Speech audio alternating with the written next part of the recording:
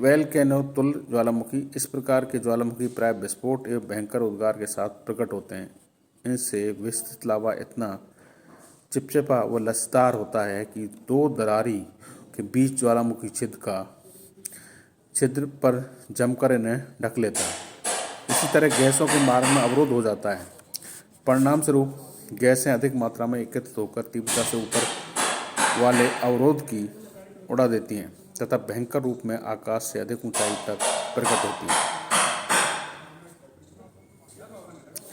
इस कारण ज्वालामुखी मेघ काफ़ी दूरी तक छा जाते हैं। इनका आकार प्राय फूल गोभी के रूप में होता है तथा इसी तरह के उद्गार से एसिड से लेकर पैठिक सभी प्रकार का लावा विकसित होता है। इस प्रकार के ज्वालामुखी का नामकरण भूमध्य सागर पर स्थित लीपरी द्वीप के प्रसिद्ध ज्वालामुखी वोल्केनो के आधार पर किया है।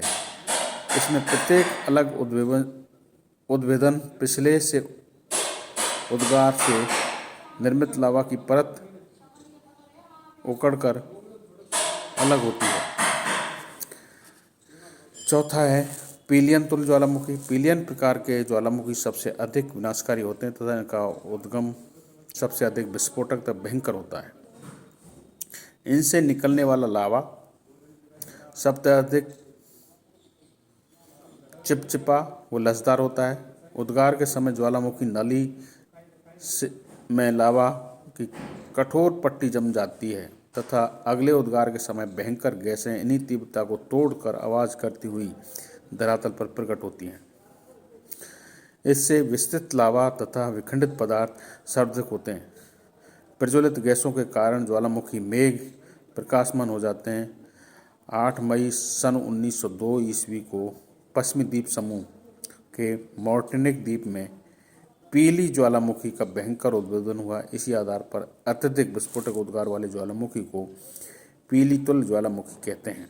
इसके उद्गार से पहले शंकु या गुंबद पूर्णतः या आंशिक रूप से नष्ट हो जाता है। इसी तरह का जावा, सुमात्रा तथा सुआंडा जलडमरू मध्य 1883 में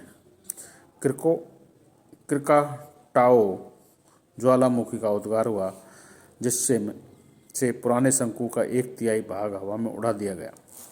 भयंकर गैसें व वाष्प के कारण 17 मील लगभग 27 किलोमीटर की ऊंचाई तक बादल गिर गए। इतना ही नहीं, अगले उद्गार के समय प्रथम उद्गार में केवल 1-2 दिन बाद भी ज्वालामुखी धूल, राख, वाष्प के बादल 50 मील 80 किलोमीटर की ऊंचाई तक आकाश में पहुंच जाती है। द्वीपों का 2/3 भाग सागर से निमज्जित हो गया।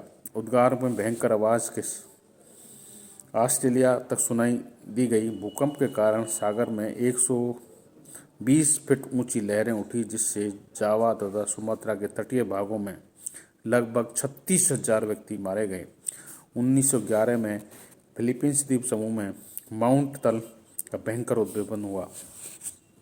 विसुवियस या तुल्य ज्वालामुखी विशेष प्रकार के ज्वालामुखी वोल्केनो प्रकार की तरह होते हैं तथा इनमें अंतर केवल इतना होता है कि गैसों की तीव्रता के कारण लावा पदार्थ आकाश में अधिक ऊंचाई पर तक पहुंच जाते हैं। ज्वालामुखी बादल का आकार फूल गोभी के समान होता है। जब विस्फोट पदार्थ काफ़ी ऊंचाई तक पहुंच जाते हैं तो गैसें तथा वाष्प से निर्मित ज्वालामुखी बादल गोलाकार हो जाते हैं। इस प्रकार का उद्बोधन 89 ईस्वी में विसुवियस में हुआ, जिसका प्रथम पर्यवेक्षण प्लिनी महोदय ने किया। इसी आधार पर प्लिनी के नाम से ऐसे उद्गार वाले ज्वालामुखी को प्लिनियन प्रकार का ज्वालामुखी भी कहते हैं। दरारी उद्गार वाले ज्वालामुखी। जब लावा के साथ गैस की मात्रा अधिक नहीं होती है तो धरातल पर दरार पड़ जाती है।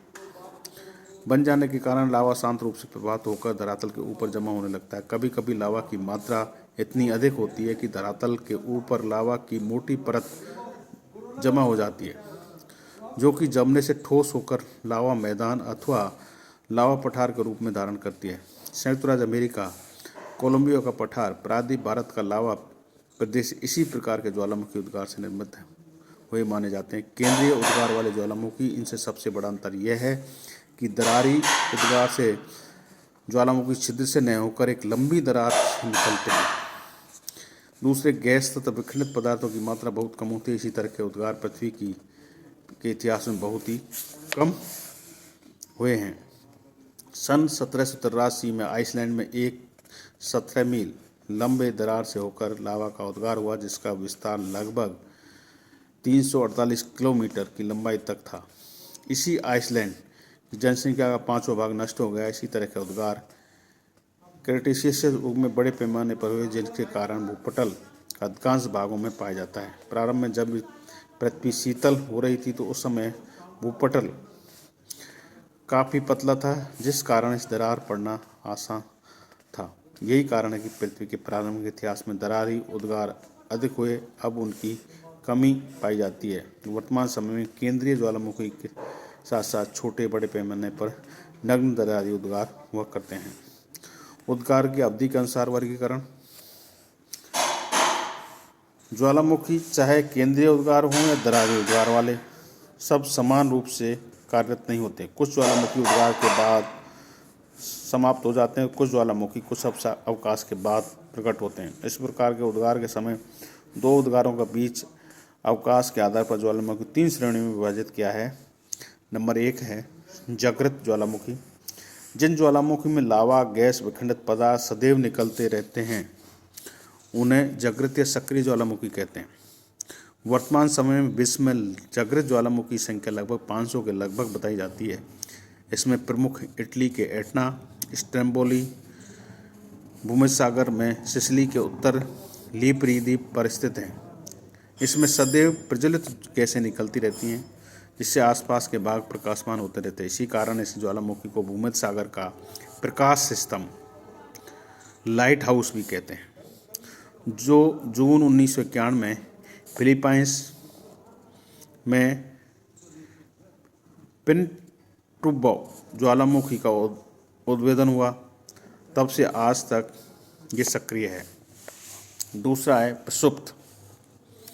कुछ ज्वालामुखी उद्गार के बाद शांत पड़ जाते हैं तो उन्हें पुनः उद्गार के लक्षण नहीं दिखाई देते, पर अचानक विस्फोट या शांत उद्भेदन हो जाता है, जिससे अपार धनजन की हानि उठानी पड़ती है। ऐसे ज्वालामुखी जिनके उद्गार के समय स्वभाव के विषय में कुछ निश्चित नहीं होता, जो वर्तमान समय में शांत नजर आते हैं, प्रसुप्त ज्वालामुखी कहते हैं। जैसे नींद के समय आदमी किसी भी क्षण जाग सकता है, उसी प्रकार ऐसे ज्वालामुखी भी किसी भी समय उद्गार हो सकते हैं। वेसुवियस, क्रेटाओ इसी समय प्रसुप्त हैं। वेसुवियस भूगर्भ के इतिहास में कई बार जागृत और कई बार शांत हो चुका है। इसका उद्गार 89 ईस्वी में हुआ, जिसके पैम्पोनियन तथा हरकुलिनियन नगरों की काफ़ी क्षति उठानी पड़ी। इस बार लगभग 1500 वर्ष बाद वेसुवियस का उद्भेदन 1631 में हुआ। इसके पश्चात वेसुवियस का उद्गार 1803, 1872, 1906, 1927, 1928, 1929 में। वर्तमान समय में वेसुवियस प्रसुप्त अवस्था में है। शांत ज्वालामुखी। जब ज्वालामुखी उद्गार का पूर्णतः समाप्त हो जाता है तो उसके मुख में नल, जल आदि भर जाते हैं, तो झील का निर्माण हो जाता है। पुनः उद्गार की संभावना नहीं रहती। भूगर्भ के इतिहास के अनुसार इसमें बहुत लंबे समय से पुनः उद्गार नहीं हुआ। ऐसे ज्वालामुखी शांत ज्वालामुखी कहते हैं। कोल, सुल्तान, देवनंद ईरान के प्रमुख शांत ज्वालामुखी हैं। इस प्रकार वर्मा का पोपा भी शांत ज्वालामुखी का उदाहरण है। अब है ज्वालामुखी का विश्व वितरण, जो हम कल आगे आपको बताएंगे। धन्यवाद।